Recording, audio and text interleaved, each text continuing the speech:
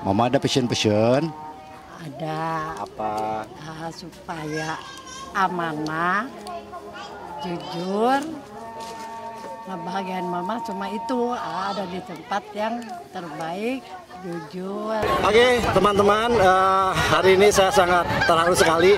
Saya kebetulan salah satu calon yang mungkin tidak punya partai dan tidak punya uang, dan saya sudah terbuang, tidak akan bisa mencalonkan. Tapi alhamdulillah ada Fiman dan teman-teman yang masih meminta saya untuk di sini. Jadi saya kembali lagi ke sini dan insya Allah saya akan berjuang. Sampurasun, warga Kota Tasikmalaya. Saya Fiman dan Kang Diki.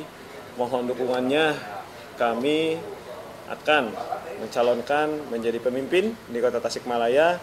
Semoga memang Kota Tasikmalaya ini kedepannya menghasilkan pemimpin yang balatun, toibatun, warobun, gofur, dan kita jadikan Kota Tasik yang harapan baru dan juga Tasiknya maju.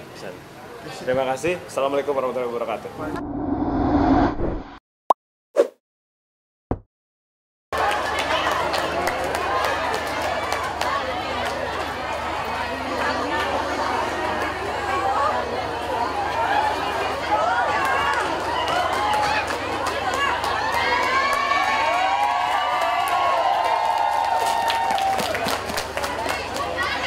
Sebagai calon wali kota dan wakil wali kota. Kami berlari untuk Tasikmalaya dan akan membawa Tasikmalaya berlari di sana. Seperti itu, dan kita berkeliling 10 kecamatan. Di setiap kecamatan kami juga berdonasi atensi kepada stunting, menyapa warga langsung, kemudian juga mereka menyampaikan harapannya seperti apa. Jadi ketika finish, kami telah membawa harapan dari 10 kecamatan di Kota Tasikmalaya, harapan baru Tasik maju. Komunikasi, kemudian memang kita lakukan hasil survei di sana. Surveinya juga memang yang dipasangkan dengan saya itu yang terbaik adalah Kang Diki. Selain itu beliau memang pengalaman di pemerintahan juga gitu.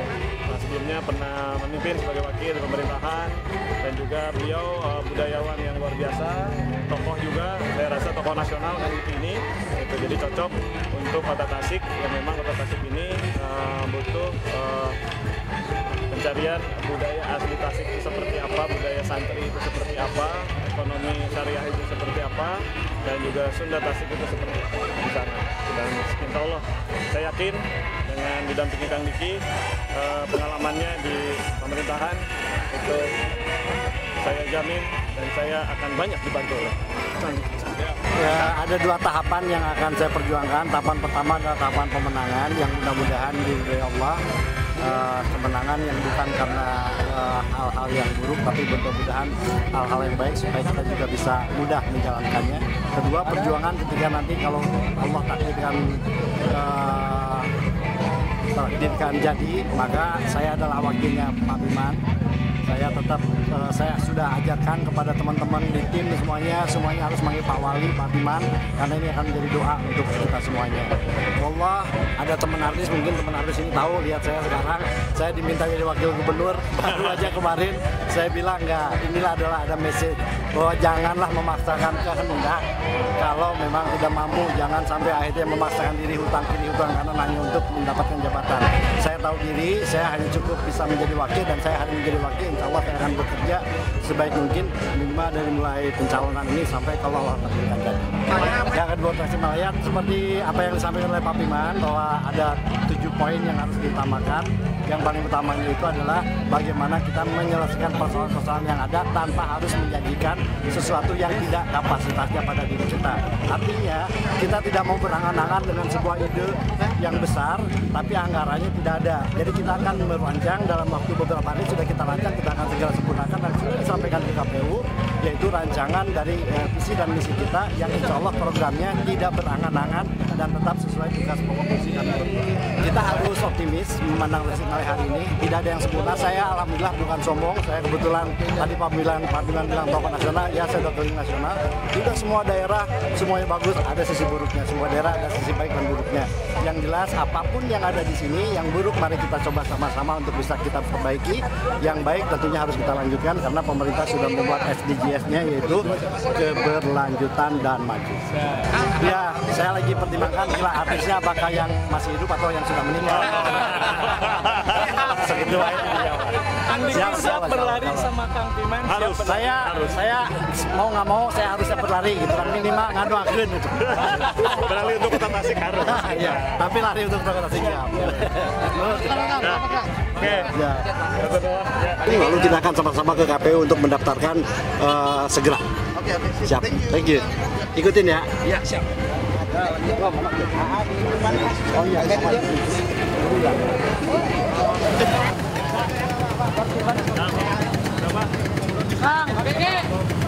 Persembahan tarian dari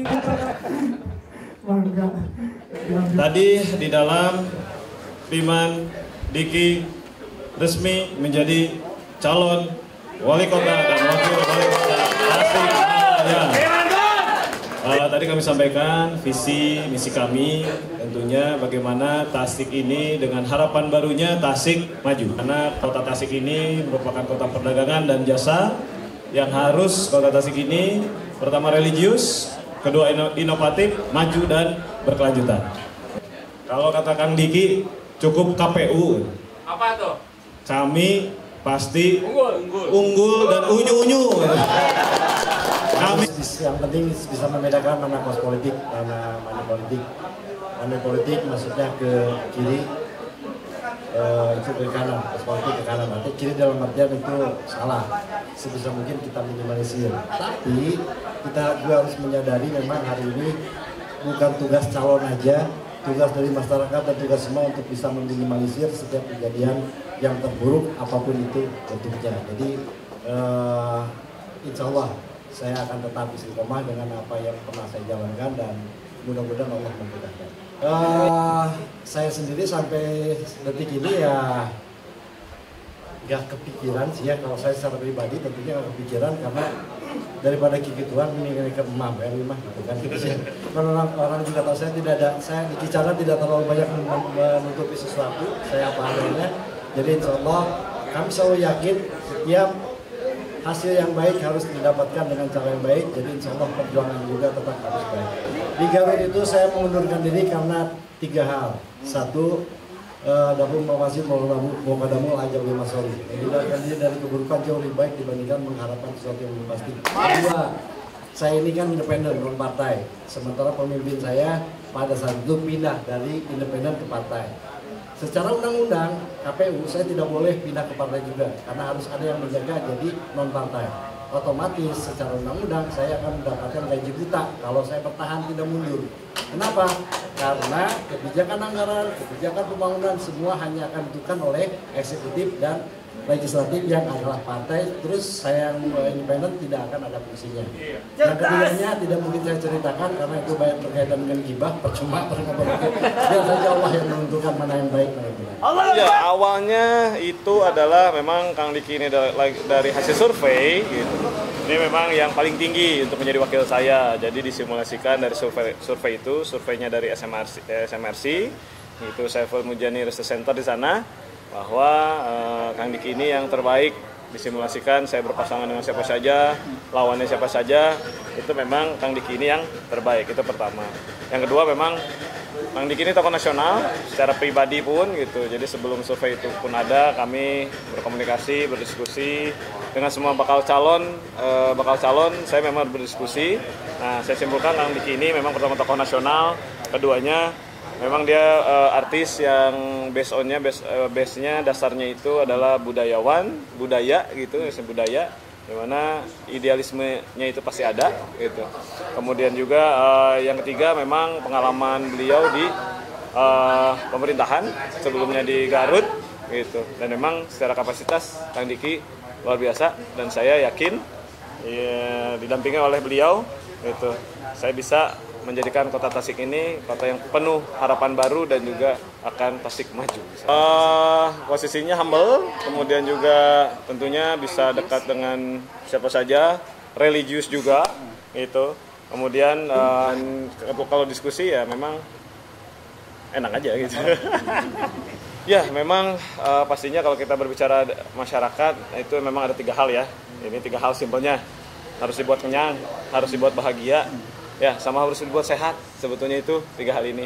Dan yakin dengan visi kami diawali dengan kata-kata harapan baru Tasik Maju, bahwa potensi di Kota Tasik ini bisa menjadi solusi untuk permasalahan yang ada di Kota Tasik di sana. Visi kami adalah Kota Tasik merupakan kota perdagangan dan jasa. Yang Kota Tasik ini harus religius, inovatif, maju dan berkelanjutan. Kemudian ada 6 konsep dasar, yaitu pertama adalah Tasik religi, di mana Tasik religi ini pertama toleransi, sehingga indeks toleransi di Kota Tasik ini harus terbaik. Kemudian juga bagaimana di sini Tasik itu jangan hanya menjadi kota santri saja, tapi akhlak dan mentalnya yang nyantri di sana. Jadi ada Tasik religius, ada Tasik Motekar, ada Tasik Pinunjul, ada Tasik Walagri, Baja Waluya, dan Tasik Babarengan di sana. Ada 3 hal yang memang harus difokuskan karena memang itu adalah layanan dasar sebuah pemerintahan daerah, yaitu pendidikan, kesehatan, dan juga ekonomi pasti di sana. Kesehatan karena memang kita harus mengenai stunting gitu, karena kita lebih arahnya tahun ini ke depannya sesuai RPJP itu adalah promotif dan preventif. Jadi penguatan di kader-kader posyandu itu harus menjadi garda terdepan, harus menjadi ujung tombaknya pelayanan kesehatan dasar di daerah. Seperti itu, kesehatan. Pendidikan tentunya bagaimana kita memenuhi pendidikan dasar di kota gitu. Karena memang pendidikan dasar ini akan membentuk mental anak-anak, akan membentuk mental kedepannya pencetakan sumber daya manusia. Dan dikolaborasikan dengan pesantren yang ada di Kota Tasik, bagaimana kearifan lokal yang ada di Kota Tasik itu bisa menjadi fundament, bisa menjadi dasar, dan itu bisa kita tumbuhkan di pencetakan sumber daya manusia. Di kota kita memang wisatanya harus wisata event, harus wisatanya wisata kuliner di sana, bukan wisata alam. Kota Tasik hanya punya situ gede, itu pun bisa dioptimalisasi sebetulnya gitu. Itu dioptimalisasi bagaimana kita kolaborasi dengan Jawa Barat, karena situ itu memang punya Jawa Barat gitu. Yang pasti Kota Tasik harus banyak event, baik itu event yang berkaitan dengan Tasik Kota Santri, bagaimana pesantren-pesantren ini kita jadikan wisata religi di sana. Dan juga di sisi lain bagaimana kita event-event yang tingkat nasional itu harus ada di Tasik. Karena Kota Tasik itu perlu dengan traffic, perlu dengan orang datang ke sini, sehingga PAD yang ada di Kota Tasik itu bisa meningkat gitu. Seperti itu kurang lebih. Oke, Assalamualaikum warahmatullahi wabarakatuh. Sampurasun warga Kota Tasikmalaya. Saya Fiman dan Kang Diki, mohon dukungannya.